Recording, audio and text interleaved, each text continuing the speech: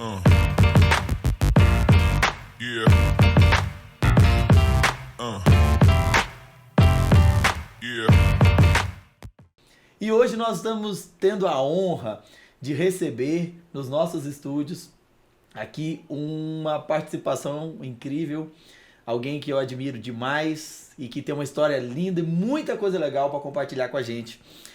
O currículo dele eu não vou nem conseguir falar, vou deixar ele mesmo se apresentar e falar do currículo, mas só posso preparar vocês, dizer que vem coisa muito legal e quero convidar vocês, em primeiro lugar, para se inscrever no nosso canal, ativar o sininho aí, para que todas as vezes que tem um novo episódio você possa receber. E também acompanhar com a gente, ficar até o final. Vamos lá, vou apresentar então para vocês, nós estamos recebendo aqui nos nossos estúdios Bruno da Hora, Bispo Bruno da Hora. Ei! Muito bem-vindo, Bruno da Hora. Oi! Editor, coloca palmas aí, editor. É isso.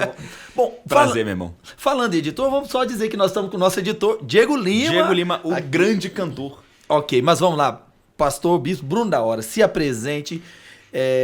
Primeiro, vamos ouvir seu currículo, porque é importante, eu admiro. Eu me sinto um velho você falar esse negócio de currículo aí, porque eu tenho 36 anos e, bem, estudei teologia desde muito novo. Com 14 anos eu entrei num seminário da Assembleia de Deus, eu queria aprender mais a respeito da Bíblia e tal.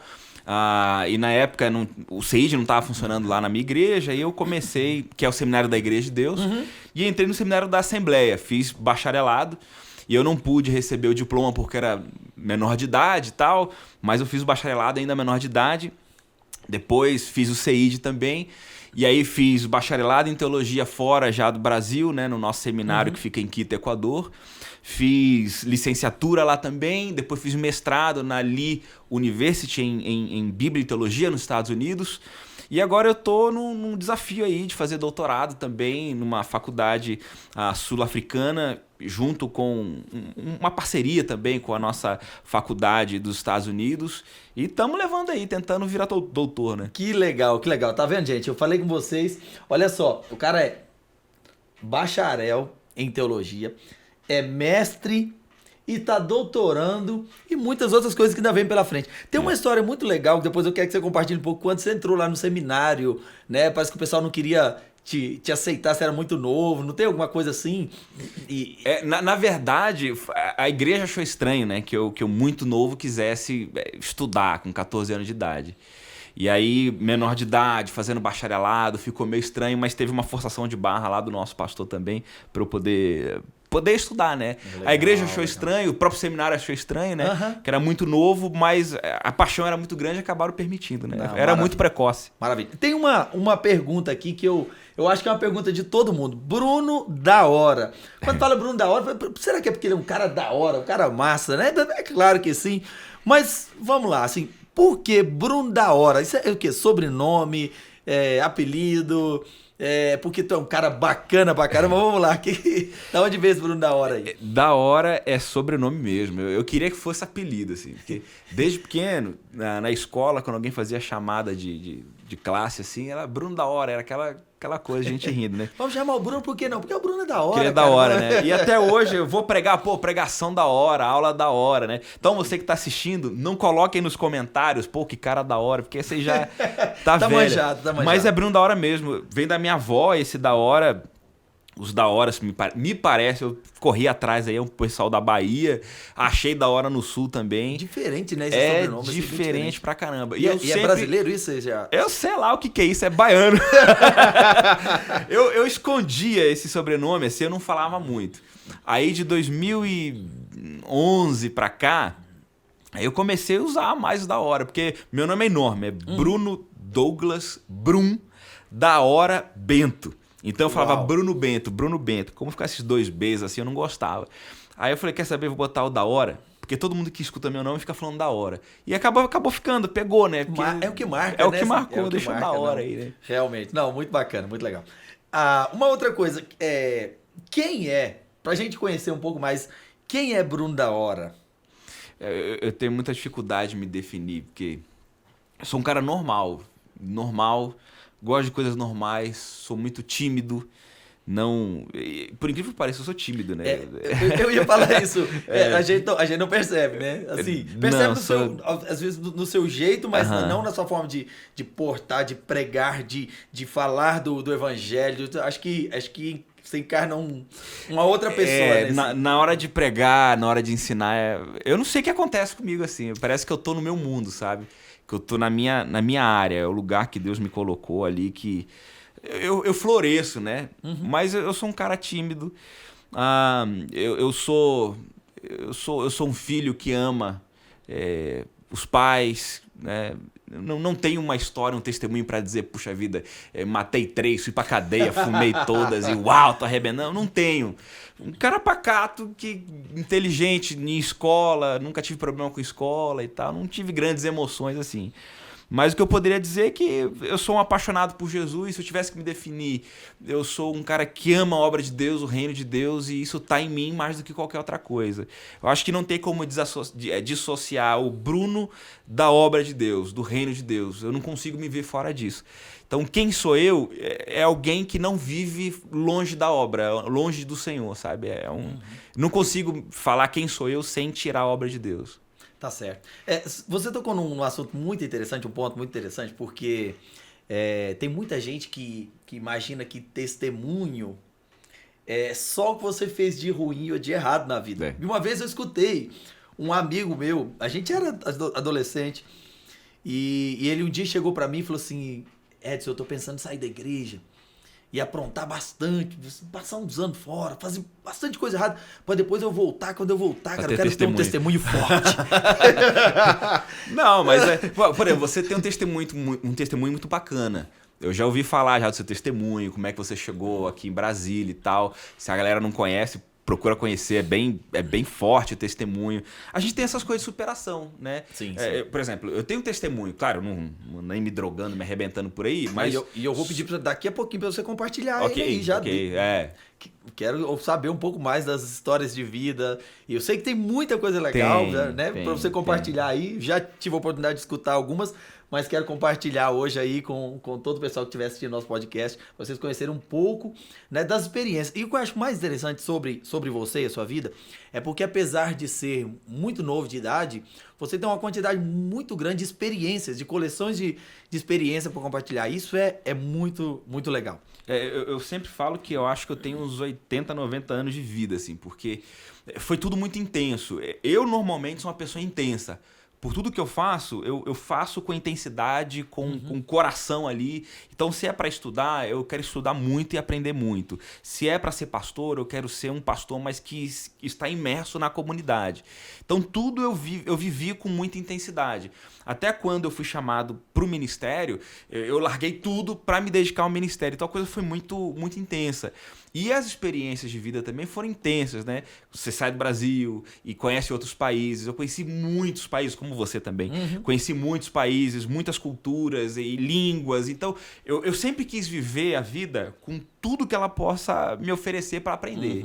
Culturas, comidas e vambora. É assim que a gente faz. E sobre testemunhos, você estava dizendo ali, acho que eu te interrompi um pouquinho, ele estava dizendo um pouquinho sobre testemunho, né? Sobre essa questão de ter um testemunho, entre aspas, daquilo que você fez de errado. Eu até quero dizer assim que eu admiro muito mais o testemunho de alguém que chega hoje na igreja e diz: olha, eu tenho 30 anos de crente e 30 anos de vida, e durante esses 30 anos eu nunca roubei, eu nunca matei, eu me casei virgem, eu fui fiel, sou fiel à minha esposa. Eu valorizo muito mais isso. E eu vejo muito isso na sua vida, assim, desde muitos anos que você sempre foi esse cara, né? Assim, né? É claro que eu não posso dizer também que eu sou o santarrão, né?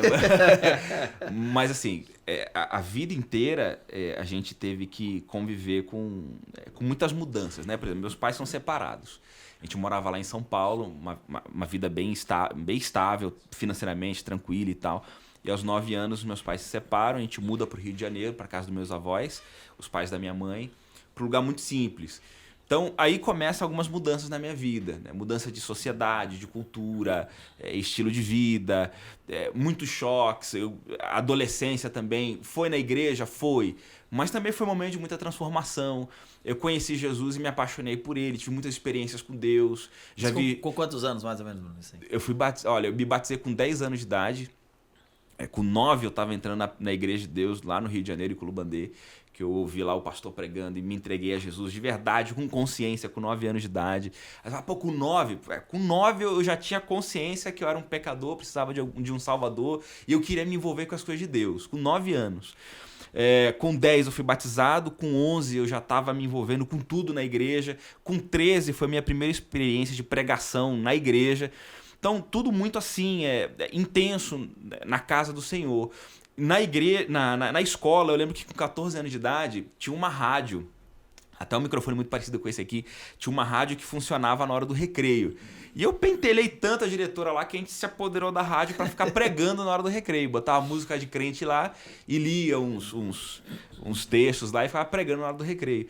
Então, essa coisa de estar envolvida com o ministério foi intenso desde muito jovem, mas desde muito novo. Pregar, evangelizar.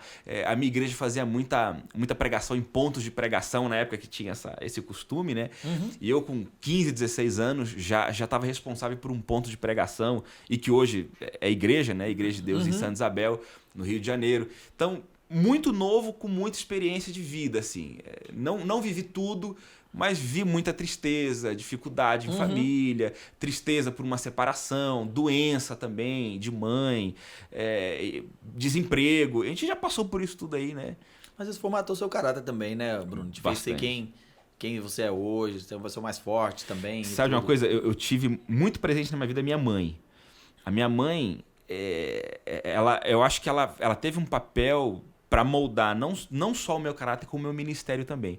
Eu lembro que eu estava pregando uma vez na igreja, devia ter uns 15 anos de idade. Foi uma pregação assim que... Daquelas pregações que o pregador desce e fala, cara, hoje foi demais. Aí eu cheguei em casa mais cheio, assim, igual um pombo, né? Aí minha mãe chegou e falou, Bruno, vem aqui, deixa eu falar com você. O que você fez aqui, glória a Deus, as pessoas receberam, mas a glória é de Deus. Você tem um coração muito soberbo. Minha mãe falou isso pra mim. Você tem um coração muito soberbo. Mas me arrebentou. Falei, Deus vai te humilhar por causa disso aí. Mas ela falou assim pra mim. Então, a minha mãe, ela foi alguém que forjou assim meu caráter de ministro desde muito novo. E até hoje, quando acontece alguma coisa importante assim, ela fala, olha, a glória sempre é de Deus, não se iluda, isso aqui é aplauso de homens, e sabe como é que o homem tá com você aqui agora, mas o dia que você precisar e você deslizar, você vai ficar sozinho, então não se iluda com aplauso, fique sempre focado na obra de Deus. Então a minha mãe, ela tem uma parcela muito importante no meu ministério, muito importante. Ela foi um freio, foi orientadora, uma mulher de Deus mesmo, porque se não fosse minha mãe, talvez eu tivesse meio fora aí. Isso é uma bênção. Ter alguém assim na vida da gente é muito importante. Eu também tenho figuras muito importantes na minha vida, como a minha mãe, minha avó. Minha avó foi um grande esteio, era uma missionária, uma mulher de Deus assim com um caráter fantástico. E isso é muito importante na formação da gente. Mas eu quero que você compartilhe um pouco também aí, como é que foi assim essa chamada ministerial? Porque você é um jovem, né? Você tem o quê? Quantos anos de casado já? 6 anos só. 6 anos de casado, é uma criança. Eu tenho 16 anos de ministério, porque eu fui consagrado com 19, tô com 36, vou fazer 17 anos de ministério. A maioria foi solteiro, 10 anos de solteiro e 6 casado. E assim, a curiosidade porque chama atenção alguém com que 19, você tinha quando entrou no ministério? 19? Foi. Oficialmente, né? Oficialmente, exato. Mas alguém com 14 anos que decide, com 14 anos, que decide, não, eu quero estudar teologia, eu quero me tornar um pastor, eu quero me tornar um ministro do reino de Deus. Isso chama muita atenção, né? Assim, se tem algum momento na sua vida que você identifica, assim, que aconteceu um start, um estalo, ou algo que Deus falou com você, um momento específico, assim, que você entendeu, assim, o seu chamado ministerial?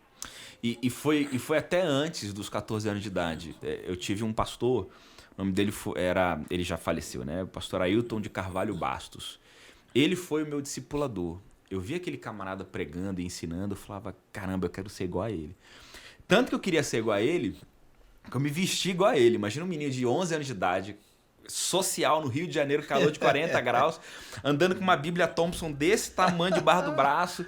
Eu queria ser como ele, sabe? A Thompson era criado. Aquela bichona mesmo. Uhum. Eu queria ser igual a ele. E eu lembro que ele me carregava pra cima e pra baixo. Nos gabinetes dele, eu tava do lado dele. Criança. E é incrível que como eu aprendi com aquele homem. E aí eu lembro num congresso que teve lá na igreja... Ele é vivo ainda? Não, ele faleceu. Como se chama, perdão? Ailton, pastor Ailton. Pastor Ailton. E eu lembro num congresso que teve lá na nossa igreja, que selou assim, eu já sabia que queria o ministério, eu já sabia que era chamado para aquilo, mas eu ainda tinha um pouco de dúvida. Mas com 13 anos de idade, a gente teve um congresso de adolescentes lá, era uma renca de adolescentes naquela igreja. E assim, foi um momento especial porque a gente teve aí quase todo mundo, quase 40 adolescentes batizados com o Espírito Santo. E eu também estava naquele meio ali. E o pregador falou assim, olha, você que tem um chamado ministerial e quer que a sua vida seja orientada a isso, vem aqui à frente. E eu fui o primeiro a estar lá. Naquele dia eu senti assim, não, agora não dá para voltar atrás. Ainda que com 11 anos de idade eu dizia, é isso que eu quero, mas foi com 13 anos que eu disse, olha, não dá.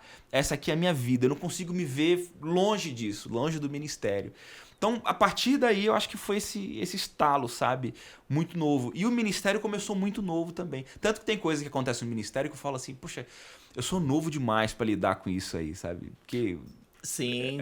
Muito jovem. Às vezes a gente sente até um pouco inseguro por não ter tanta experiência e às vezes ver tanta responsabilidade ou tantas situações que são colocadas na nossa frente. Eu já me senti assim em várias situações, em momentos que você é às vezes levado a ministrar em um lugar que você nem se sente capacitado para aquilo, como por exemplo quando cheguei no Interfest em Tennessee, demais, né? Exatamente, lá em Knoxville. E assim, você olha assim, você, meu Deus, o que eu vou fazer? Mas uma coisa muito interessante que eu acho assim nesses momentos, Deus ele é presente mais do que simplesmente uma conversa. Você, cara, assim, é o momento que você mais sente Deus pegar você e te fala assim, não é você que faz, sou eu que faço, e leva você e dirige, conduz, né? Então, isso é muito, muito legal. Eu, ouvindo você dizer exatamente desse chamado, é muito importante, eu acho, esse momento na vida da gente que a gente encontra aqui e que a gente entende um chamado de Deus na vida da gente. Eu me lembro que eu era mais novo que você, também eu sou terceira geração de ministros dentro da minha casa, né? Meus avós eram pastores. E com 3 anos de idade, eu não lembro certo, entre 3 e 5 anos de idade, eu me lembro de um culto de missões que estava tendo. E naquele culto, o pastor começou a pregar e falar sobre missões, ele falava sobre a Amazônia, sobre a África, e algo começou a queimar dentro de mim de uma forma assim, eu não sabia o que era aquilo exatamente. Não conseguia entender bem o que era. Eu sei que no final ele falou, olha, se tiver alguém aqui que sente uma chama missionária, levanta do seu lugar, vem até aqui na frente. Eu era criança, saí correndo, fui lá pra frente, e até uma situação engraçada, porque eu comecei a chorar, e aí o povo foi levantando e foi voltando pro lugar, né? E eu fiquei chorando, e meu pai olhando aquilo, e eu não parava de chorar. Aí meu pai levanta, vai lá, pega, me leva no banheiro, joga uma água na minha cara, pra me poder voltar assim, voltar lá pra o Espírito Santo tocando, né? E a partir daquilo eu tive essa convicção. Então, assim, até eu te perguntei sobre essa questão, por que chama muita atenção alguém jovem como você ter essa convicção no coração do chamado ministerial para o pastoreio, principalmente, porque às vezes o jovem tem a ideia que o pastor é aquele velho, é aquele já numa idade, né, mais avançada, mas é muito interessante. Eu quero que você, o que você diria hoje, se você fosse dizer para a juventude hoje que tá buscando identidade em Deus, né, buscando esse chamado, o que você diria? Tem que entrar de cabeça. Eu sempre falo assim, a experiência, ela não vem com idade.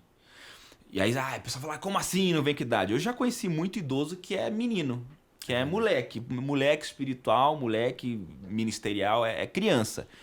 A experiência vem com uma vida vivida criticamente. Então, se eu tenho 15 anos de idade, mas as experiências da minha vida me ensinaram alguma coisa, eu já tenho uma certa maturidade. Então, tudo que acontece comigo sempre vira lição. Para que os meus erros não voltem a ser. E aí você tem gente de 80 anos de idade, 90 anos de idade, continua a mesma pessoa mimada, a mesma pessoa boba. Então, o ministério, sim, precisa de pessoas maduras. Mas pessoas maduras não necessariamente são pessoas mais velhas. Então, quando eu entrei para o ministério, eu já tinha uma carga de vida bem forte, bem pesada, de experiência mesmo, familiar, contexto social. Eu fui muito marcado por aquilo que estava à minha volta. E a minha experiência com Deus e com a própria Bíblia era incrível. Quando eu li a Bíblia, eu não sei explicar a sensação, Edson, que eu tinha quando eu lia e quando eu leio ainda hoje. É como se o próprio Deus, né, tivesse colocando a mão no meu coração, moldando o meu caráter, a minha mente. A minha relação com a Bíblia é especial demais. Eu sinto o próprio Deus mudando a minha vida. Então, essas ações foram moldando o meu caráter, porque quando eu comecei a pastorear, eu não me sentia medo. Eu não me sentia despreparado. O que eu vou falar, o que eu vou dizer, o que eu vou fazer? O que falavam muito pra mim é assim, olha, você é novo demais, você é solteiro. Como é que você vai aconselhar um casal, por exemplo? Eu falei, não, eu não preciso conhecer de muita coisa, eu tenho que conhecer da Bíblia.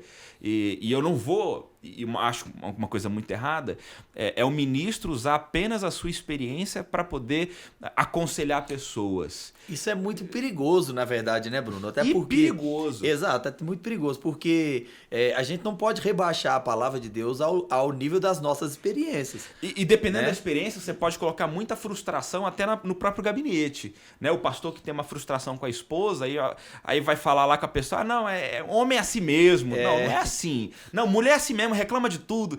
Porque ele teve uma experiência ruim. Então, eu prefiro não usar só... Claro, a experiência ajuda muito para você ter o norte e tal, mas sempre o norte de um gabinete é a palavra de Deus. Então, eu nunca tive medo, porque... E quando eu não sabia alguma coisa, eu falava, dá um tempo, semana que vem volta aqui. Eu tinha a semana toda para estudar a Bíblia, para procurar em algum livro, para chegar tecnicamente, ministerialmente, espiritualmente, dar uma resposta. Então, o meu ministério, eu nunca tive insegurança. É incrível isso, nunca fui inseguro. E agora, o que eu vou fazer? Eu posso, assim... Eu não sei o que fazer, mas me dá um dia, me dá 2 dias que eu vou orar, vou correr atrás e vou trazer. Então, eu nunca disse assim, ó, não sei o que dizer agora, mas aguenta, espera e te dou uma solução. Então, assim, meu ministério, apesar de começar muito novo, e normalmente, claro, como você começa muito jovem, você não tem muitas respostas. Mas você sabe que a palavra de Deus tem o que dizer. Então, esse caminho de buscar na palavra foi que sempre me ajudou. Tá certo. Ó, vamos estabelecer uma linha aqui de...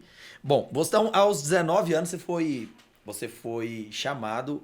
Não, começou, né? Foi, eu fiz o exame ministerial. Sim, aos 19 anos você fez o exame ministerial. Foi. Então você recebeu sua primeira credencial. Aos 19. Quer dizer, chegou com 20 anos, né? Mas eu fiz com pastor, 19 né? em novembro e ela chegou em fevereiro do outro ano. E você assumiu a sua primeira igreja... Foi aqui no Brasil? Foi. Aqui no Brasil. Na época, o bispo Ruber Rangel, que faleceu, você conhece ele também, ele era supervisor da região sudeste e ele assumiu uma igreja que ele não poderia pastorear porque ele era supervisor. Aí ele me colocou como co-pastor para eu cuidar da igreja. E ele ia uma vez por mês para dar ceia lá. O resto era comigo. Então, essa foi minha primeira igreja de fato. Isso foi aonde, Bruno? No Rio de Janeiro, Vista Alegre, ok. São Gonçalo. Eu pastoreei lá. Antes, claro, eu cuidava... Solteiro, né? Solteiro. Ah, sim, é claro. Solteirão mesmo. E aí, a conversa assim, puxa, a gente queria um pastor mais velho e tal. Uma coisa de 1 mês depois, a igreja, puxa, a gente ama o nosso pastor. Porque eles querem ser cuidados. Uma coisa que eu aprendi no ministério é que as pessoas não querem saber o quanto você sabe, mas o quanto você as ama. Então, transferir amor para a igreja superou a questão da minha idade, superou a questão de sei ou não sei o que fazer. Amar as ovelhas meio que cobriu aquilo que poderia ser os gaps, né, do meu ministério. Então, eu comecei a pastorear com 19 anos, assim, como co-pastor, mas de fato eu era o pastor, né? Porque eu era o supervisor que estava nominalmente como pastor lá, mas era eu que cuidava do rebanho. E cresceu muito a igreja nessa época aí. Que legal, que legal. E como assim que rolou, por exemplo, o lance... Sei que você estudou fora, né? Estudou em Quito? Foi Quito, Equador, no Semesud. Você estudou onde mais? Estados Unidos também? Foi, nos Estados Unidos, fiz mestrado lá. Sim. Como é que foi isso, assim? Pois é, depois de um tempo... momento da sua vida, né? Depois de um tempo que eu estava nessa igreja, né? Eu tive um laboratório na minha igreja local, Igreja de Deus de Culubandê. Cresci muito ali. E aí depois, ainda evangelista, fui levado para essa igreja, aí fui consagrado a pastor, fiquei lá como co-pastor, demos fruto lá, a igreja foi crescendo, crescendo, crescendo, peguei muita experiência. O pastor Rubem, apesar dele não ter uma formação formal absurda, ele foi, né, porque já é falecido, é aquele ministro leigo autodidata que ele lê o ministério com muita precisão. E ele olhou para mim e ele disse, olha, você precisa crescer. Você tem uma margem de crescimento muito grande. Foi quando, nessa época, o bispo Silvio Ribeiro ele era o superintendente nacional. Ele foi lá na igreja em Culubandê, onde eu fui membro. Só um adendo. Ele era superintendente nacional da Igreja de Deus, né? Da Igreja de Deus no Exatamente. Brasil, onde eu sou pastor, né? Da nossa denominação. Exato. Só para contextualizar para quem está vendo a gente. Para quem estiver nos assistindo. A Igreja de Deus é uma denominação americana, né? Naturalmente americana. Nasce nos Estados Unidos, mas hoje é global. Sim, hoje está em quase 190 países, mas é a igreja da qual nós fazemos parte. Ok, pode, só para contextualizar. E aí, esse nosso líder nacional, o bispo Silvio Ribeiro, ele foi visitar o Rio de Janeiro e o pastor Rubem, que era o meu pastor e meu líder, foi até ele e falou, olha, eu queria investir nesse rapaz aqui. E eu queria levar ele para o Semissud. Naquela época, a Semissud era considerada a melhor escola teológica da Igreja de Deus, inclusive até mais do que a igreja, o seminário dos Estados Unidos. Sim. Porque lá, como era uma faculdade com muitas outras especialidades, o foco não era tanto teologia e até mesmo a formação teológica não era tão aprofundada como no seminário de Quito, né, do Equador. E aí ele foi lá e topou. Né? Ele mesmo sem me conhecer, o pastor Silvio Ribeiro, ele foi lá e investiu, me enviou para lá, sustentou esse período lá. E eu fiquei lá 3 anos e meio estudando lá. E depois de lá eu ganhei uma bolsa para fazer mestrado. E ele concordou. Aí eu fiquei 6 meses nos Estados Unidos, não podia ficar mais por questão de visto e tal. Mas a possibilidade de fazer semipresencial, né? Você vai a cada 2 vezes por ano. Aí eu fiz, e cada ida você fica 15 dias lá. Aí eu fiz assim, né? Uma vez por ano ia lá 2 vezes, ficava e voltava. E em 3 anos a gente terminou. Em Cleveland? Em Cleveland, Tennessee, no nosso seminário de lá. Você se considera um teólogo? De fato, eu sou um teólogo, mas eu não gosto de dizer que sou teólogo. Eu prefiro dizer que eu sou um biblista. Por quê? É aquele que gosta mais da questão do texto, do grego, do hebraico, do latim, do mapa, da cultura, da raiz do texto, né? Porque o teólogo, por exemplo, o teólogo ele não precisa ser formado em teologia. Um cara curioso que reflete sobre Deus, escreve tratados sobre Deus e tal, ele é um teólogo, é o cara que faz reflexões sobre Deus, né? Não, e às vezes as pessoas têm uma ideia um pouco errada sobre teólogo, né? Assim, fala teólogo, já pensa naquele cara chato, naquele cara arrogante, ou que... Que péssima fama exato, que a gente tem. E um outro ponto, às vezes pensa, não, se o cara entende de teologia, ele não gosta das questões do espírito, as questões espirituais, ou não tem, entendeu? Parece que são dois ambientes que não batem um com o outro, sabe? O cara, ou ele é muito da palavra, ou ele é muito do espírito, e às vezes parece que não. E assim, eu noto uma coisa. Absurdo isso aí. Né? Pois é, e eu acho muito legal isso assim em você, porque a gente vê, quem te conhece, vê exatamente manifestação do Espírito Santo, a pessoa que ama o Espírito Santo, ama a presença de Deus, né? E também, ao mesmo tempo, a pessoa que ama a palavra de uma forma e tem um compromisso muito sério com a palavra. Então, isso é muito legal. 3 pilares, Edson, que eu investi na minha vida, né? Primeiro pilar, teologia.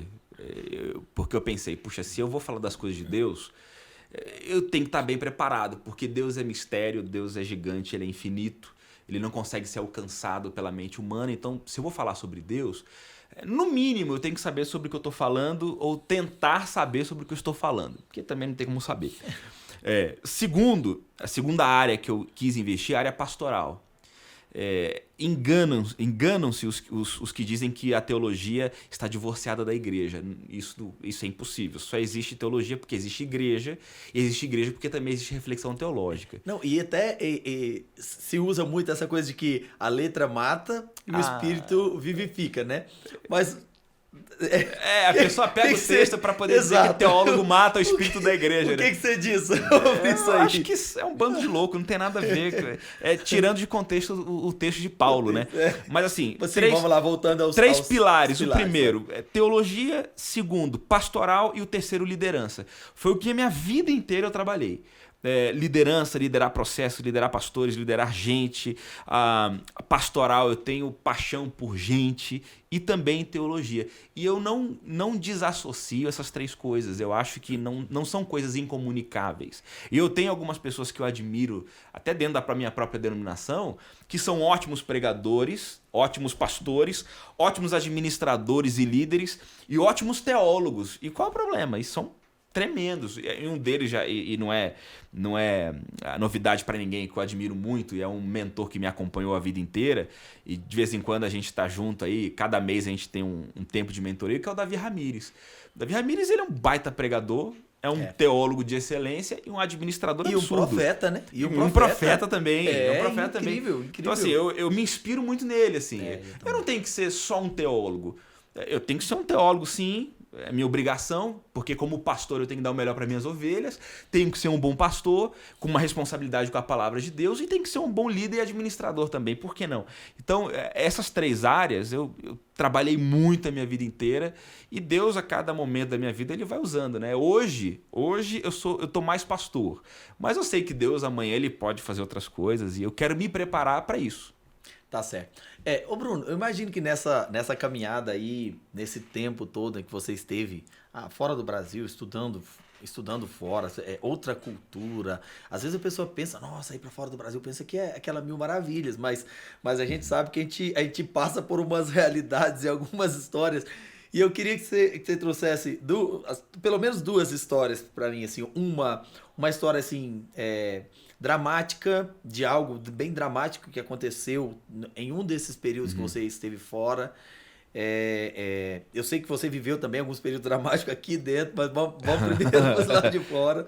Mas eu sei também que tem algumas histórias engraçadas, algumas histórias que você lembra que deve dar boas risadas. Então traz uma pra gente chorar, uma pra gente rir aqui. Eu vou começar com a dramática, né? Ok, exato. A gente chora primeiro, depois a gente ri. Quem termina alegre, tá bom. Eu lembro que eu tava lá no seminário. Quando eu fui estudar no Equador, eu tava com um tratamento dentário que eu não terminei. Eu tava tão animado pra ir embora que eu larguei tudo, até o tratamento dentário. E esqueci do dente, né? Foi meu último dente. E lá no Equador, já depois de um ano lá e tal, eu comecei a sentir muita dor de dente. E o dentista, ele queria me cobrar $300 para tratar. E eu não tinha isso. Esse seminarista é duro, não tinha dinheiro. $3 já seria difícil. Já seria difícil. A vida lá era barata, tal, mas o tratamento dentário eu não tinha. O que eu recebia mensal para viver era $200. O que você fazia para viver lá? Você trabalhava lá ou tinha ajudas aqui do Brasil que... Então, o seminário eu tinha bolsa de estudos, eu não pagava estudos.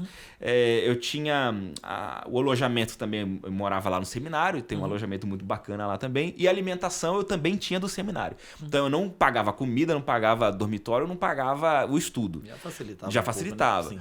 Aí o Brasil me mandava $100 e o Davi Ramires da América Latina me mandava também $100, $200. Que lá pro Equador era um dinheiro bom. Pra você ter uma noção, o almoço lá é R$1,50. E você come bem, entendeu? Roupa é barata, tudo é muito barato. Sim. Caro lá é tratamento médico, isso era um pouquinho caro. Então eu vivia bem. Dos seminaristas lá eu era o mais rico. E como eu era o mais rico lá, eu ganhava bem.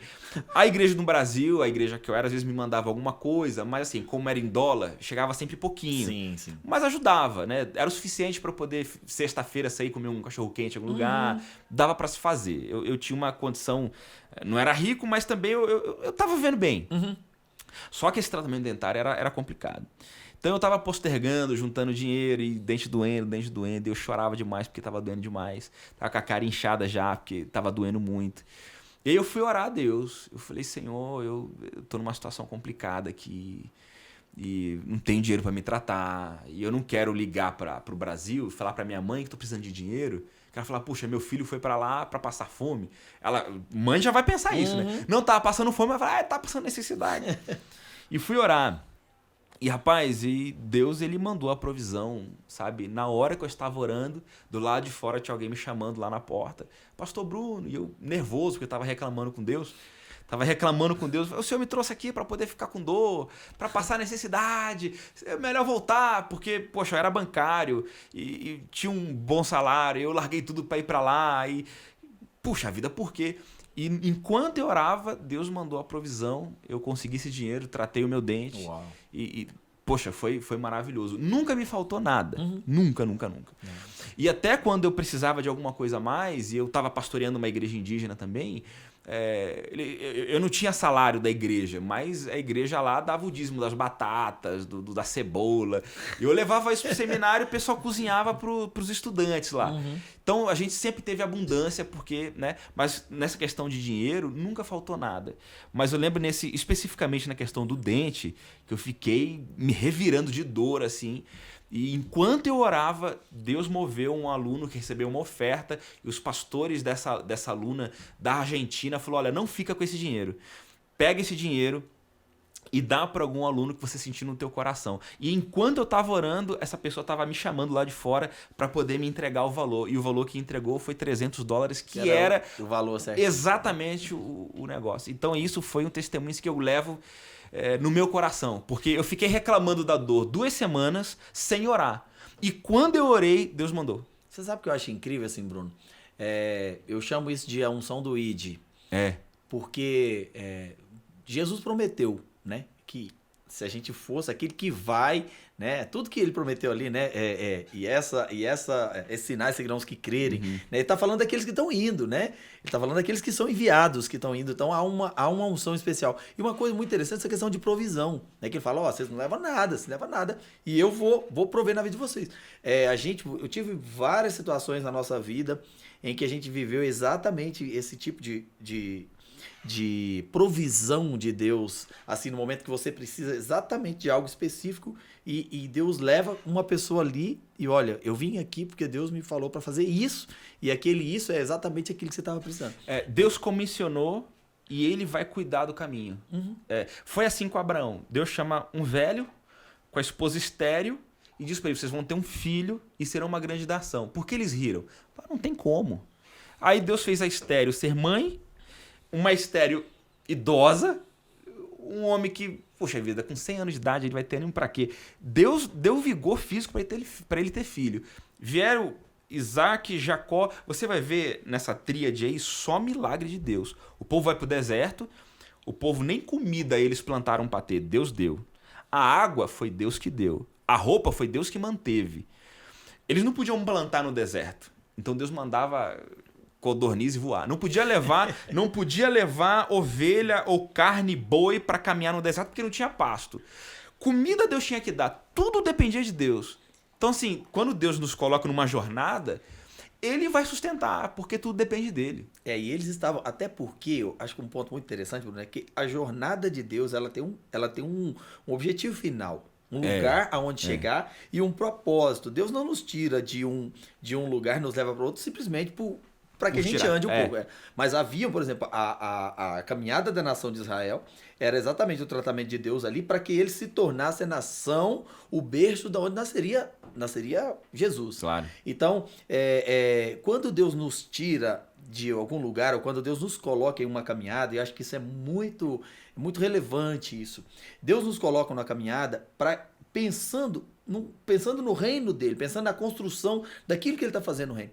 Então ele é o responsável durante essa caminhada para que a gente consiga chegar no destino que ele planeja para nós. É igual aquela ilustração de Jesus, né, no barco. Ele estava dormindo no barco, descansando, os discípulos desesperados. Por quê? Eles estavam cruzando aquele lago, né, para poder chegar do outro lado, porque do outro lado tinha um endemoniado que eles iriam lá pregar, eles iam expulsar demônio, eles iam ganhar Decápolis ali todinha, iam pregar o reino de Deus. E por que Jesus estava dormindo? Porque de um lado a outro Não importa a tempestade que vai vir, Deus sempre vai assegurar que o barco chegue pelo outro lado, ou pro outro lado, não é porque você é especial e nem nada, é porque tem uma missão para cumprir. Sim, Então, por amor a essa missão, Deus guarda.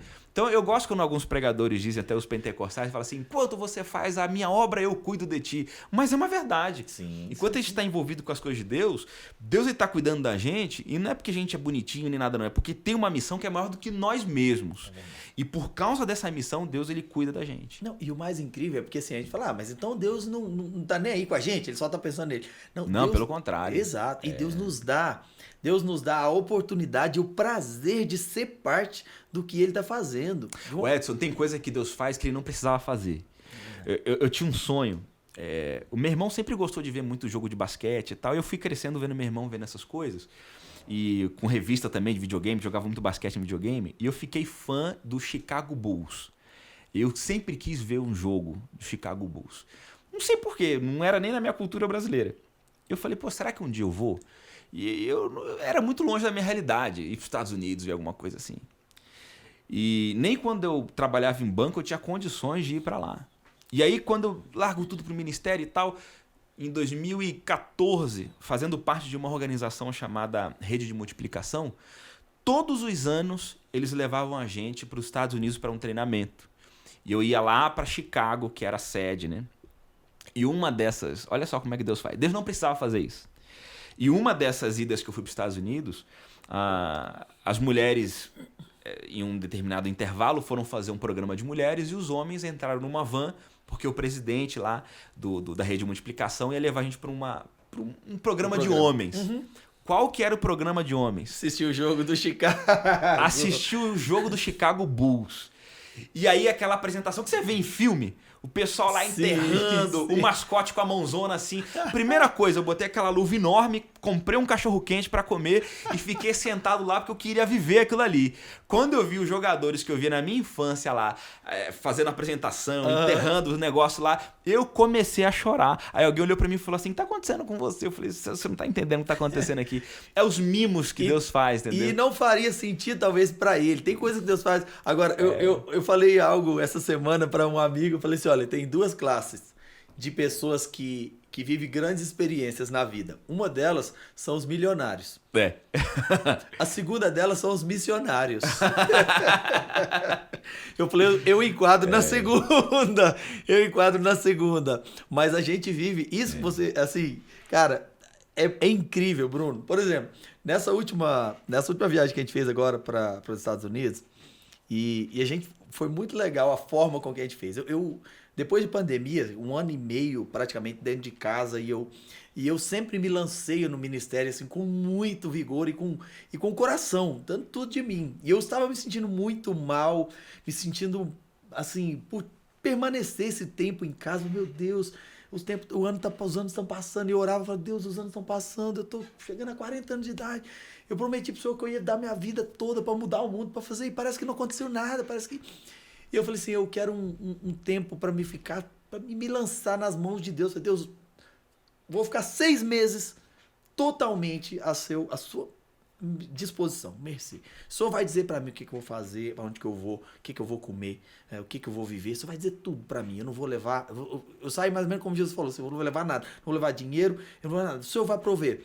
E a gente passamos 5 meses lá nos Estados Unidos. E uma experiência muito legal, dentro do que você falou, pra gente, pra aquela pessoa que está vivendo, sabe, tem coisas que Deus faz pra gente e que Deus faz especificamente pra você. Por exemplo, se Deus desse um ingresso do Chicago Bulls pra mim, não ia fazer muito sentido. Cara, meu Deus, nem curti talvez, mas cara, pra você aquilo foi algo tão especial e talvez foi a resposta, foi a chancela de Deus falando assim, ó, meu filho, eu tô cuidando de você. Exato, eu tô com você. Aí a gente começamos a fazer uma turnê pelos Estados Unidos, subimos da Flórida, aí chegamos no Tennessee, e tem uma cidade que a gente gosta muito lá, não sei se você tem a oportunidade de ir, que é Galesburg. Não. Que é uma cidade que fica nas montanhas do Tennessee, lá inclusive próximo onde nasceu a Igreja de Deus. Né? E aí a gente vai para essa cidade, uma cidade tipo um Gramado aqui, né? Uhum. E no Brasil, a gente gosta demais de lá. E aí, lá é uma região que tem muito urso. Então é uma das maiores das maiores populações de urso é só Smoky Mountain, né? Na Smoky Mountain é a maior população de urso dos Estados Unidos, por metro quadrado. E eu já tinha ido lá várias vezes, mas eu nunca tinha visto um urso. Eu tinha um sonho muito grande de ver um urso. Você é doido. E aí nós alugamos uma cabana e eu falei com a minha esposa, falei, dessa vez eu só saio daqui pra eu ver um urso. E aí eu falei, se quer ver um urso, a gente vai lá, sei lá, a gente vai no zoológico, né? Não, eu quero ver um urso aqui, na minha frente aqui. E querer ser mordido por um também, vai ficar marcado, né? Não, e aí eu falei com Deus, uma coisa interessante, a gente tem que tomar cuidado com as coisas que a gente fala com Deus. Às vezes a gente fala umas coisas brincando com Deus, Deus leva a sério. Não sei se Deus já fez alguma coisa assim. Essa coisa do Chicago Bulls foi assim, falei, será que um dia eu vou poder? Deus me ajuda. Aí. Aí nós estávamos lá na cabana, tranquilo, eu e minha esposa, e era na época, julho, né, então época de calor lá, e é a época que os ursos não estão hibernando. Das outras vezes a gente foi fim de ano, aí estão hibernando e tal, mas aí estamos lá tranquilo. Aí eu perguntei pro dono da cabana, né, passa urso por aqui? Ele falou assim, olha, assim, aqui mesmo, assim, às vezes eles até vêm, mas a gente nunca viu, não, né. Mas eu com aquele negócio no coração, de que eu queria ver o urso, né. Rapaz, estamos lá tranquilo, assim, 2 dias depois que a gente tava, e é incrível como é que Deus faz as coisas. Alguma coisa me chamou a atenção para ir perto da porta da cabana. Quando eu cheguei perto da porta, eu escutei um barulho. Eu escutei o barulho da lixeira caindo. Falei, parece que é alguma coisa lá de fora. Quando eu abri, uma família de ursos. A ursa e os 2 filhotes. Eu postei até no meu Instagram. Várias pessoas viram, mandaram mensagem no dia. Cara, aquilo eu comecei a chorar, Bruno. Assim, caramba, Deus respondeu assim, cara. Aí eu mandei pro dono da cabana e falou assim, Edson, a gente nunca viu isso aqui. Tem mais de 20 anos que a gente tem essa cabana aqui e a gente nunca viu.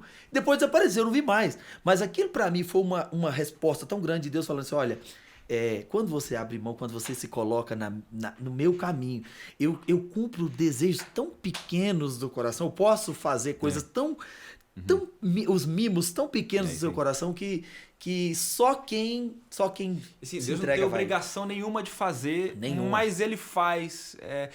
Até porque a caminhada na dependência de Deus, ela é muito... Ela exige muita fé e resiliência nossa. Eu acho que Deus sabe disso. E aí, para poder demonstrar que está com a gente, faz essas coisas. Igual com Moisés, né? Moisés estava desesperado porque a responsabilidade era muito grande. E Deus disse para Moisés, Moisés, eu serei contigo para te fazer descansar. E ele demonstrou que estava com Moisés botando uma nuvem em cima do povo, por exemplo. Pô, mas o que é uma nuvem? Pô, uma nuvem no meio do deserto é bastante coisa. E colocou lá, no meio da noite, uma coluna de fogo para esquentar. Pô, é muita coisa. Então, Deus vai demonstrando assim, eu tô com você nessas coisas pequenas assim. É verdade. Faz sentido para quem está no caminho. Talvez para as outras pessoas não faz, mas para quem está aqui faz sentido. Agora, a gente sabe também, né, e eu tenho certeza disso que não apenas esses mimos, mas também a gente vive momentos difíceis e momentos complicados, né? E eu vou, logo após eu pedir para você compartilhar de um momento que você viveu, que eu acho que talvez tenha sido o momento mais tenso que você viveu no seu ministério. Mas conta aí uma história pra gente dar uma risada aqui, alguma. Quando eu cheguei no Equador, e já era pastor e tal, há um costume lá no seminário que quem já é pastor, onde precisa de pastor na igreja, eles mandam pro final de semana pastorear em alguma igreja. Porque isso é ministério prático e conta pro nosso currículo do seminário. E aí me ofereceram uma igreja indígena para poder pastorear. Eu quero saber se essa história é a que eu tô pensando. Senão... Só vou pedir pra você compartilhar mais uma aqui. Eu tenho... Ó, peraí, nosso editor aqui, Diego Lima, tá dizendo aqui o que é. Eu tenho 2 histórias com os indígenas. Bom, peraí, essa história é uma história muito, muito engraçada. Você precisa acompanhar com a gente aqui. Vamos lá, compartilha com a gente. Pois aí, assim, ela começa meio triste, mas depois ela fica engraçada. Me designaram para essa igreja, era uma igreja de indígenas das montanhas da Cordilheira dos Andes, a quase 6.000 metros. Qual país? Equador ainda. No Equador ainda. O Equador ele tem uma geografia bem interessante. Tem a parte da praia, e aí tem a Cordilheira dos Andes, que já é um monstro, né? E tem a parte da selva equatoriana, que fica do lado da Amazônia, mais ou menos pro lado de cá. Como é que funciona? Eu fui designado para essa parte das montanhas. Eu fiquei em 2 igrejas indígenas, essa das montanhas depois da selva. que também é outra história louca. Eu fui para essa igreja das montanhas enviado pela Igreja de Deus para poder pastorear lá durante o período. Aí me deram o endereço, eu teria que ir para a igreja e chegando na igreja os irmãos iam me receber lá e eu ia ficar na casa de alguém no final de semana. Eu tô só pensando que vocês me deram o endereço, mas não mandaram a localização. A Não, localização. eu acho que nem tinha esse pelo negócio. GPS, lá em cima dos Andes, eu tô Mas aí imaginando. mandaram como é que era para chegar lá. Eu tinha que pegar um ônibus, ir lá pro centro da capital do Equador, de lá pegar mais outro ônibus, depois mais. Só eram 3 ônibus para chegar Aqueles na ônibus comunidade. muito legais de lá, né? Daquela região, né? Todo cheio de neon Jardineira, né? dentro. Todos jardineiros assim, muito legal. Depois de 3 ônibus chegava lá e ainda chegando lá eu tinha que pegar uma caminhonete para subir a montanha para poder chegar lá. E isso dava quase 5 horas de viagem, pra você ter uma noção. Então toda sexta-feira eu terminava a aula, era 1h da tarde, eu almoçava e era essa saga para chegar lá na igreja. Você ficava lá o final de semana inteiro? Final de semana. E voltava pro seminário segunda-feira, tipo 3 horas da manhã eu saía para voltar. Isso era o estágio? Era o estágio, era o estágio. E como eu era pastor, o meu estágio era pastorear uma igreja. Sim, claro. Aí eu ia para lá. Aí o primeiro dia, e quando eu cheguei lá, o supervisor lá que me designou para essa igreja, ele não avisou que eu chegaria na igreja. E o pessoal lá achava que eu ia chegar na casa de um diácono lá que morava perto da igreja.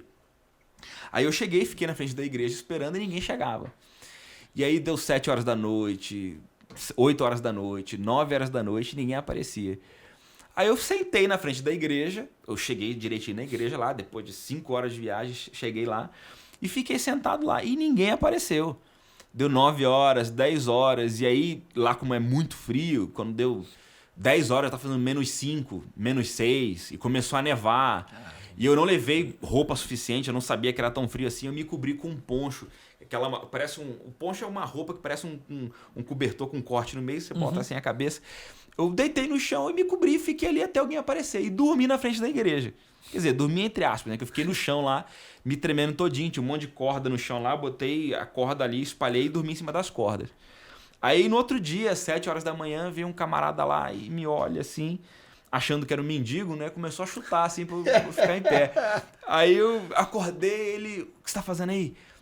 Você está borracho? Você está bêbado? Sim. Eu falei, não, é que eu vim aqui, eu vou ser o novo pastor dessa igreja e ninguém veio aqui me buscar, eu acho que teve algum engano.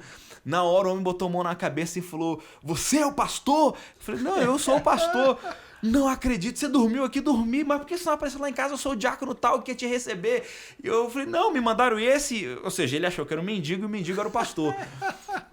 E aí, à noite, né, o sábado à noite, foi meu culto de posse lá. Aí o culto de posse foi assim, a igreja inteira ficou em um semicírculo, né, ela se fez um semicírculo assim, né, o primeiro era eu e o último aliás, o primeiro era o líder da igreja, o mais antigo, aí todo mundo colocou as cadeiras em volta, tinha umas 200 pessoas assim mais ou menos, colocou as cadeiras em um círculo e ficava fechando o círculo com um corredorzinho no meio assim. Eu estava no final do corredor, do círculo, e no começo estava o líder da igreja. E aí ele começou a beber um negócio lá, uma caneca de porcelana grande assim, né? E ele falou, olha, essa aqui é uma cerimônia de recepção nossa e todo mundo vai beber isso aqui porque significa que no final, quando você beber dessa bebida, nós estamos sendo parte de você. Eu achei até bonita a cerimônia, né? Pô, que legal, a pessoa vai bebendo e no final eu bebo e foi aquela coisa. Tudo bem, passando na boca de todo mundo ali, vambora, estar na chuva vai se molhar. Mas assim, agora eles estão fazendo parte de mim, eu estou fazendo parte deles. Eu achei legal esse negócio. Aí quando chegou no meio daquela bebeção toda lá, a caneca de porcelana, né, branca, e tava toda suja já, de boca, de mão, porque, eu vou te dizer, dos anos que eu passei lá, eu nunca vi ninguém tomar banho lá, nunca vi, porque é muito frio, e eu nunca vi. Eu quando ia lá na sexta-feira, e assim, o pessoal pode até achar graça aí, mas eu também nunca tomei banho, não. Quando eu chegava lá na sexta-feira, eu ficava de sexta até domingo sem tomar banho. Ninguém tomava banho lá, porque era muito frio. Então eu também, já que ninguém tomava, eu não tomava. Mas era tão frio que eu tava com um monte de roupa e não suava e ficava limpinho. Aí o pessoal ia bebendo. Aí no meio do caminho eu perguntei pro menino que tava do meu lado, eu falei, vem cá, que bebida é essa aí que o pessoal tá tomando? Não era pinga não, né? Eu vou te contar a história. Como é que era? Era uma tradição da comunidade indígena eles juntarem todo mundo que era da comunidade, numa festa anual, e eles tinham lá um tonel de madeira, revestido com cortiça por dentro, onde eles pegavam a mandioca, macaxeira, empim, sei lá qual é o nome daquele negócio, e mastigavam aquele negócio. Acho que lá eles botavam yuca, né? Yuca. E mastigava, enchia a boca daquele bolo de mandioca, mastigava e cuspia ali. Imagina uma comunidade de 1.000 indígenas fazendo aquilo ali. Mastiga e cospe, e enchia o tonel de mandioca cuspida. Não precisava ali. nem colocar água, né? Não, era só no culto, era muita gente. E aí dizem eles que a saliva faz fermentar o negócio. Aí que eles faziam? Enchia aquele tonel de baba e mandioca, tampava aquele negócio ali, ele me explicando como é que fazia. Você tá achando que vida de seminarista é fácil. Aí eles tampavam aquele negócio e dizia que depois de 1 ano fermentava e saía uma bebida. E era alcoólica. Água benta. Sei lá que é aquele negócio lá. Aí depois de 1 ano ia lá, abria a torneirinha e descia a bebida, que o nome era Titia Masticada. Você tomou? Pois é, rapaz. Chegou na sua vez, Chegou. você contou até na metade e depois... Não, chegou e até o no pior meio. que você viu o pessoal doente, com gripe, nariz correndo, criancinha bebia demais, a mãe catucava, devolve menino, ou botava de volta pra sobrar pro pastor. Eu via isso aí. Eu via esse negócio. Meu Deus. E aí foi passando, aí quando chegou em mim, eu olhei assim, falei, rapaz, isso aqui foi feita de baba, ainda vou ter que beber esse negócio aqui. O pessoal fala que quando fermenta, os micróbios morrem, né? Os vírus morrem e tal, mas você vai acreditar num negócio desse, né? Aí quando chegou, tinha um negócio boiando lá dentro, eu perguntei, vem cá, isso aqui faz parte da bebida? Não, isso aí entrou no meio do caminho aí. E bebe esse negócio. E o final, quem ia beber no final tinha que beber tudo. Tinha que beber tudo. E tinha lá uns 3 dedos de bebida ainda. Eu falei, rapaz. Eu acho que era um pedaço de uma dentadura que tava lá, moiando no E eu meio. falei, caramba, eu tenho que beber esse negócio aí. Aí, beleza. Peguei, falei, em nome do Pai, do Filho e do Espírito Santo, eu vou beber esse negócio aí. E fui lá engolir aquele negócio, rapaz, eu senti aquele chiclete descendo aqui. Eu sei lá o que era aquele negócio, mas desci, bebi. E a igreja entrou em festa, né? Aí a gente fez lá o culto e tal, preguei, a igreja se alegrou, porque agora o missionário tá cuidando da gente. Fizeram um banquete no final. E o banquete no final era um cabrito. Um cabrito cozido na água com sal, mas só isso, água com sal. E a parte mais importante do cabrito era do pastor. O que era a parte mais importante? Era a cabeça do cabrito. Porque era o símbolo de honra e tal. Aí cozinhava ele com água e sal lá. Você tinha que virar a cabeça do cabrito e comer o cérebro do cabrito. Porque era a parte da honra, né? Uau. Aí eu fui iluminado. Eu fui iluminado pelo Espírito Santo. Na hora eu falei, irmãos, a Bíblia diz que o maior é aquele que serve. E se tem alguma honra, eu quero honrar com essa cabeça o nosso líder aqui, o mais antigo da igreja. Irmãos, eu te entrego. Ainda peguei uma bacia, lavei o pé dele, falei, toma aqui essa cabeça aí. Toma Nessa hora a gente lembra da palavra de Deus. Lembra da palavra de Deus na hora. É a saída pela palavra. Jesus usou Aí eu lá. falei, Jesus então usou a saída pela palavra. já que eu quero ser o menor desse lugar, eu quero a parte menos importante. Me dá a perna aqui, me dá a perna. Eu comi a perna do bicho assada lá e consegui escapar dessa... Realmente. Bom, mas peraí, teve uma outra aí e acho que a gente estamos caminhando pro final aqui, né? Mas tem uma outra aí muito interessante, que é aquela... Parece que você pregou pelado lá. Pois é, rapaz. Depois de 2 anos e meio, 3 anos, eu tinha que sair de lá. Só uma coisa que você tenta imaginar na sua vida, na sua vida de cristão, você chegando, tendo que pregar pelado. Bom, eu não quero imaginar a cena do Bruno pregando pelado. Mas é não quero imaginar isso. Pensa aí se você chegar no lugar e alguém virar para você, ó, meu irmão, você vai pregar hoje, mas nossa vestimenta aqui é zero.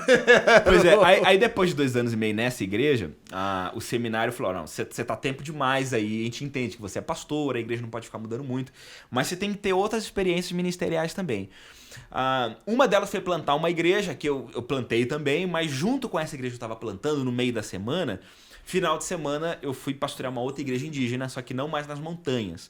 Eu fui pastorear uma igreja indígena na selva equatoriana, que já não é na montanha, é na parte calorenta também, é tipo a Amazônia nossa. Uhum.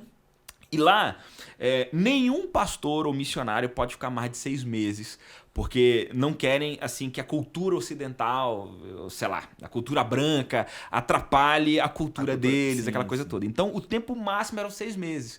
Aí o seminário falou assim, não, aproveita esses 6 meses para você poder pastorear esse pessoal, porque você não pode ficar mais tempo.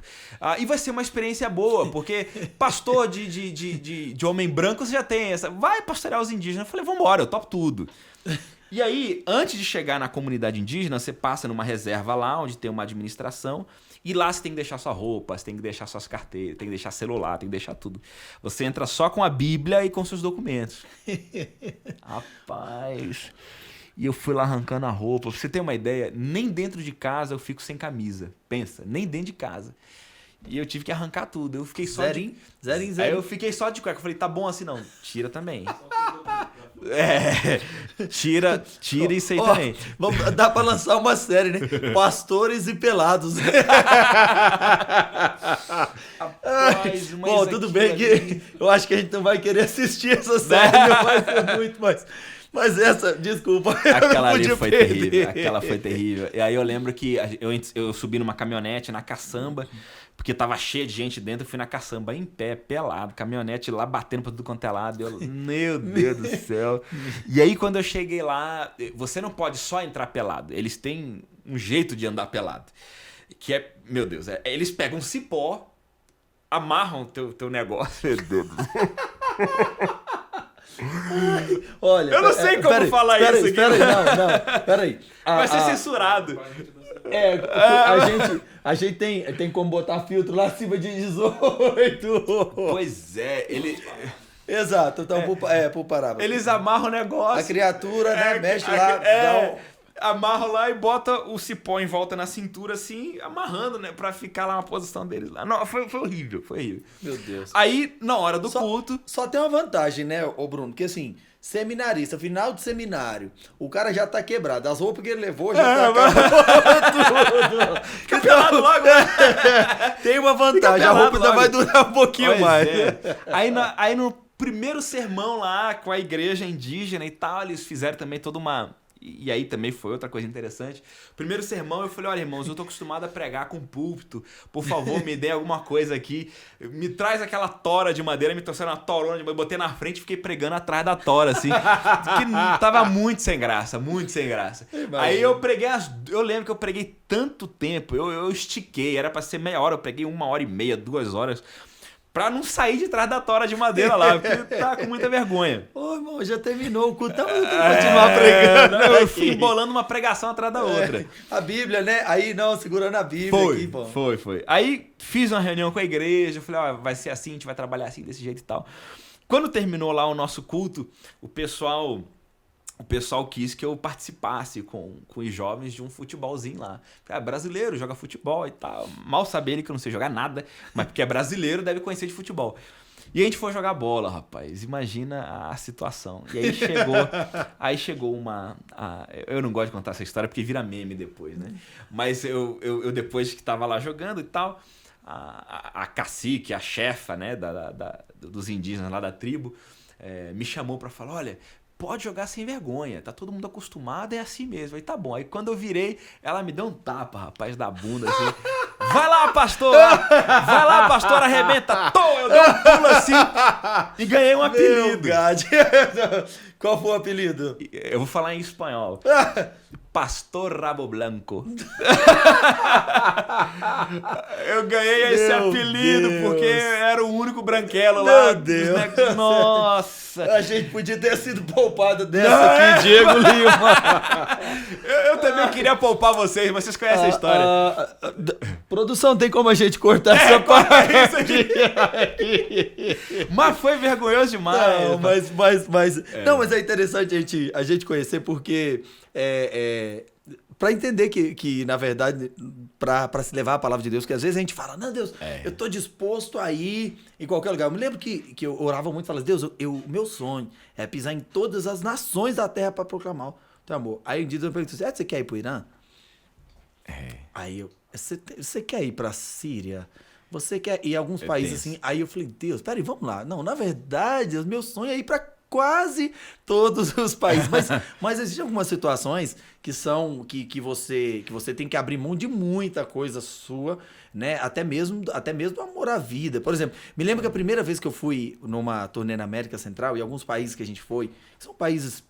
Claro que o Brasil também é extremamente perigoso, não perde muito, mas são lugares, às vezes, que controlados pelas maras, né? Que são as gangues, né? Uai, eu fui na Colômbia já e já passei uma situação complicada. O pessoal do M19 lá na época que eu fui segurou o nosso ônibus e a gente ficou um dia inteiro lá.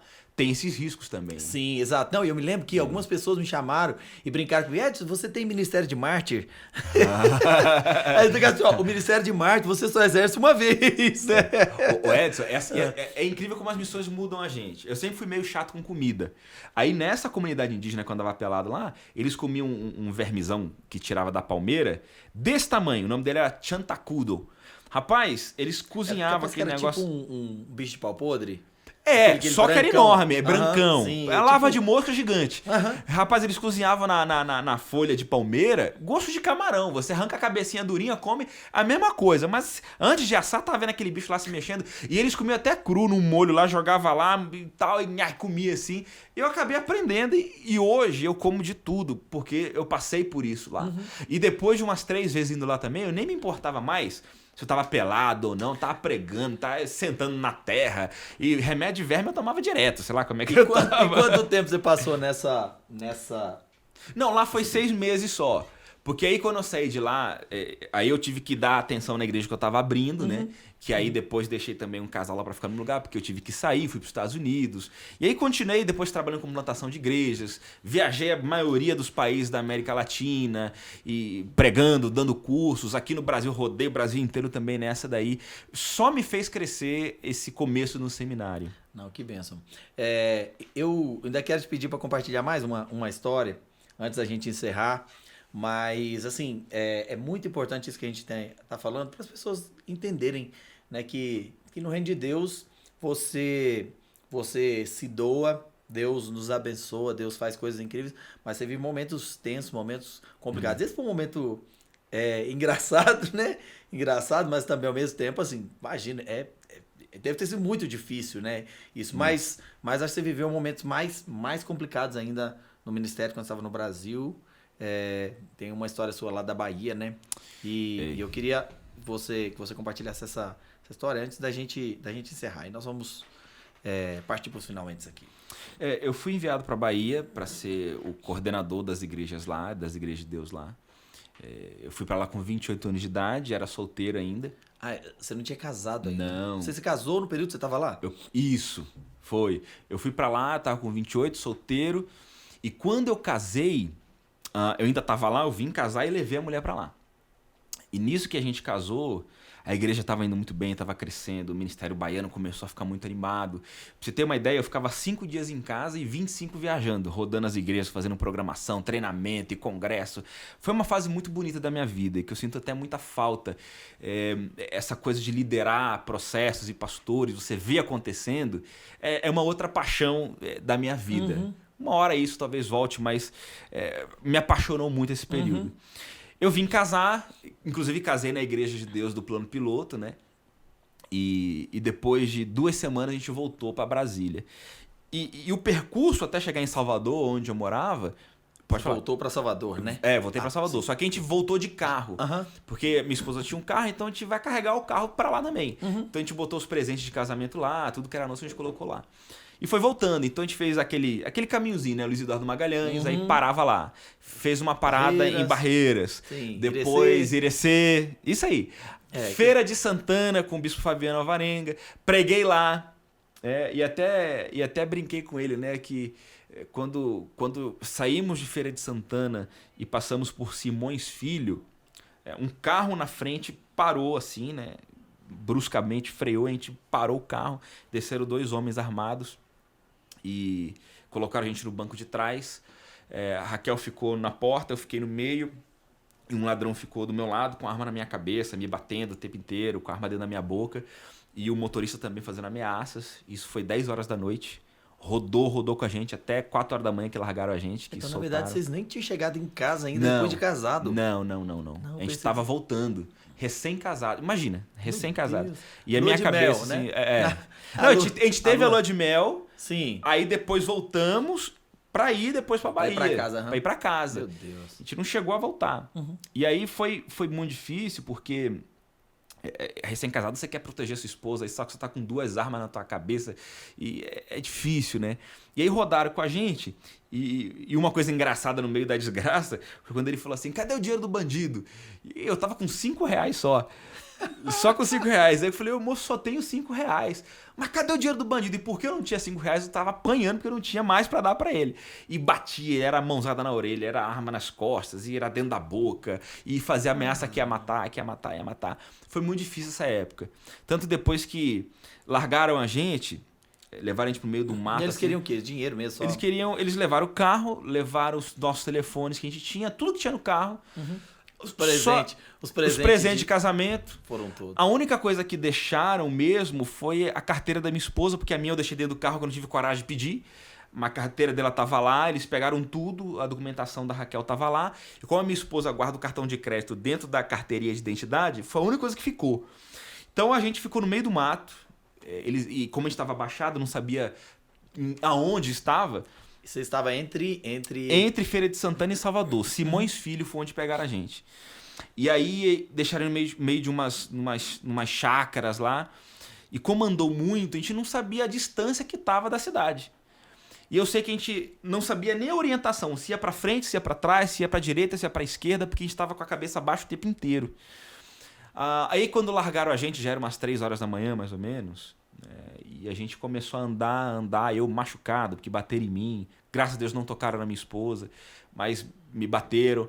E aí eu fui andando e só aumentava o mato. Eu falei, não deve ser para esse lado, vamos para outro lado. Aí 1 hora andando, 2 horas andando e não aparecia pista. E escutava qualquer barulho, a gente jogava no mato com medo de serem eles voltando. Sim, claro. Foi horrível. E nessa de jogar, tinha um espinheiro lá, eu me cortei todo. A roupa de Raquel também, então a gente estava cheio de sangue. Foi horroroso. Quando a gente encontrou a pista, né, era uma BR. E para que lado a gente vai? Que a gente também não sabia o sentido para andar. Aí Raquel falou assim, meu amor, vamos marchar. Até o sol amanhecer, a gente não vai ficar aqui não. Porque eu tinha falado para ela, vamos dormir no meio do mato. E amanhã a gente vê o que faz. E a gente foi andando. E ela tava de salto alto, coitada. Eu botei ela nas costas, fui carregando a minha mulher andando. Até que a gente achou lá uma plaquinha daquele pedágio sem parar, né? Falou, 5 km sem parar. Então, vamos embora andar que a gente vai chegar nesse negócio. Andamos. Chegando lá, um funcionário teve misericórdia da gente e levou a gente em casa. Polícia não queria lá ver a gente. Não sei porquê também. Não queria ir lá atender e ajudar a gente. Vocês moravam onde? Em Salvador. Em Salvador. Tava quantos quilômetros de Em Salvador? Estela Maris, tava cerca de 15 quilômetros para chegar em sim. Salvador. Sim. Então a polícia não quis ver a gente, falou que a gente deveria ir na delegacia, só que já era 4 horas da manhã. Como é que a gente ia andando para uma delegacia, sem carro, sem nada, e chegar lá como? Vai ser assaltado de novo, porque Simões Filho é uma das cidades mais perigosas daquela região ali. Eu não quero passar por isso de novo. Claro. E aí o próprio funcionário lá da concessionária levou a gente em casa, e quando a gente chegou lá não tinha chave para entrar em casa. E na frente da nossa casa tinha um hotel até de luxo, assim.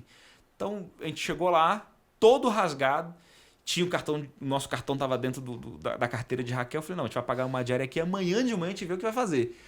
Aí chegou lá, eles, não, primeiro você paga aí, porque a gente tava igual um mendigo, né? Raquel descalça, eu todo sangrando. Falei, esses caras aí são esquisitos aí. A gente pagou uma diária, dormimos lá, chorando muito. Raquel, eu lembro na hora da oração, até hoje eu não esqueço, né? Como é que foi a oração da minha esposa. Ela tremia muito quando o bandido tava do nosso lado, tremia, né? Chorava. E a oração que ela fez, né? Eu não queria nem orar, porque eu tava em choque e tava com raiva. E a gente, em cima da cama, demos as mãos, começamos a agradecer a Deus que a gente estava vivo. E ela dizia, Senhor, tenha misericórdia desses homens. Dê chance para eles se salvarem. E eu na minha cabeça, Senhor, mata eles. Leva eles pra lá. Então é aí que eu descobri que minha esposa era mais crente do que eu. Senhor, dá chance para eles se salvarem. Abra, Senhor, o caminho da salvação para eles. Eu falei, não, Deus, que o carro capote com eles. E eu pensando, eu tava com muita raiva. Ah, imagino. E aí, no outro dia, a gente foi correr atrás de chaveiro para fazer uma chave pra gente. A gente conseguiu entrar, abrir lá o portão, a gente conseguiu entrar por uma porta da sacada do nosso quarto, a gente conseguiu entrar em casa. A gente morava numa vilinha, né? Até o Diego, ele foi lá na nossa casa quando a gente morava lá. Ele foi cantar lá numa programação que a gente fez. E a gente conseguiu entrar. Aí no mesmo dia chegou o Bispo Pedro, porque ele já ia fazer uma visita lá. Então na segunda-feira ele chega.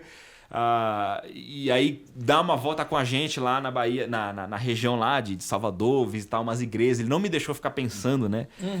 Naquilo tudo que aconteceu. Sim. O que foi muito bom, que eu dei uma relaxada.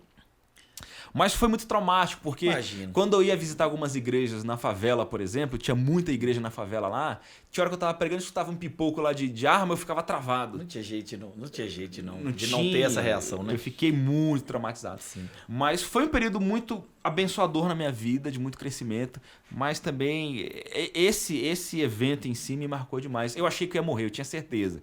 Porque eu era do Rio de Janeiro, sabia que quando alguém te leva pro meio do mato, é pra te matar e desovar. E eu falei, não, eu vou morrer. Inclusive, na hora que estavam largando a gente no meio do mato lá, eu fiz uma estratégia. Eles vão largar a gente, eu vou pular em cima desse aqui, eu vou arrancar a arma desse. Aí eu tento matar esse, mas o outro vai me dar um tiro. E eu vou orar a Deus para que o tiro não seja fatal. Para eu poder matar esse, depois matar aquele e deixar minha esposa livre para tentar se salvar.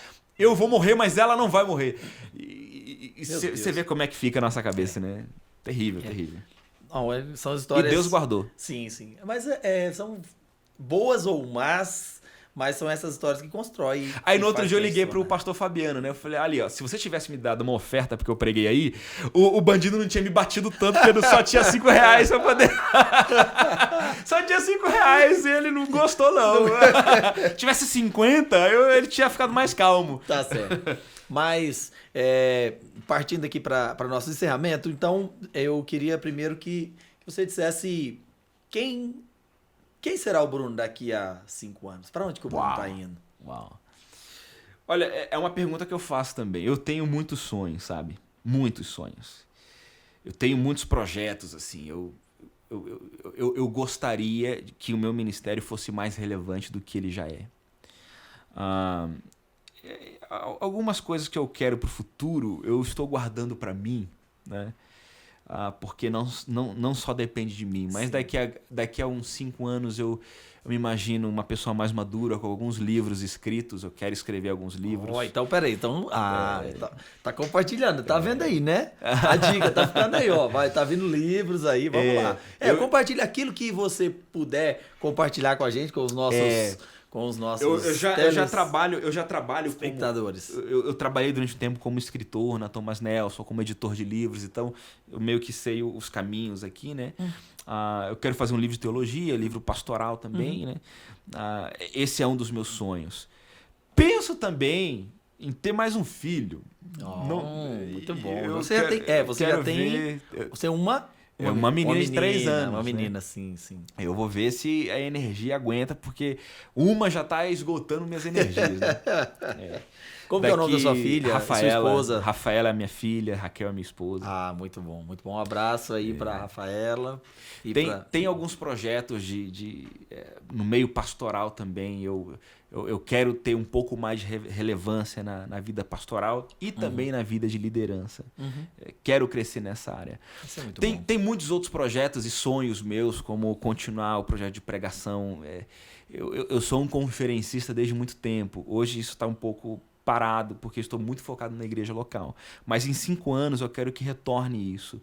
Eu já preguei em outros países, em convenções e congressos de outros países.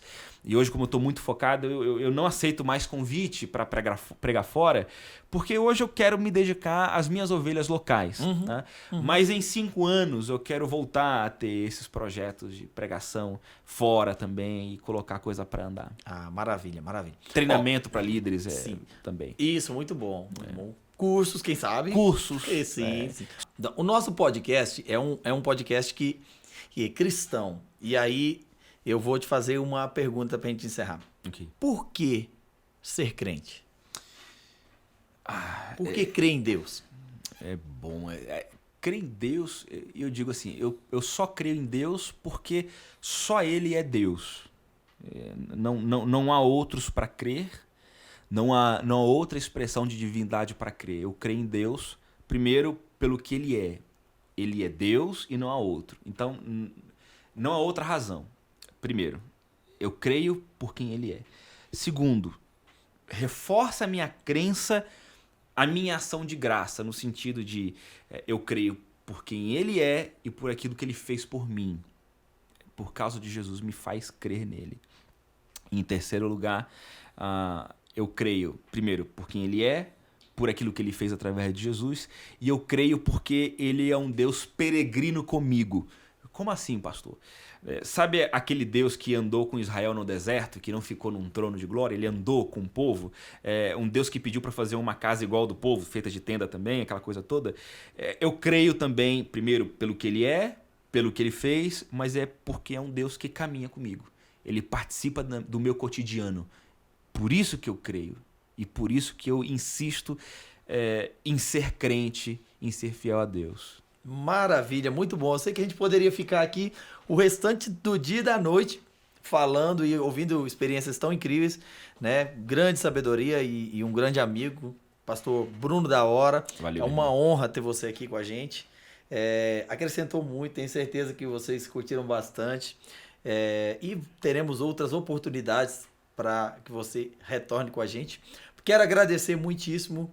E também agradecer a todos vocês que ficaram conosco e nos acompanharam durante esse tempo. E nos vemos no próximo episódio. Um grande abraço, que Deus abençoe. Valeu, pessoal. Valeu!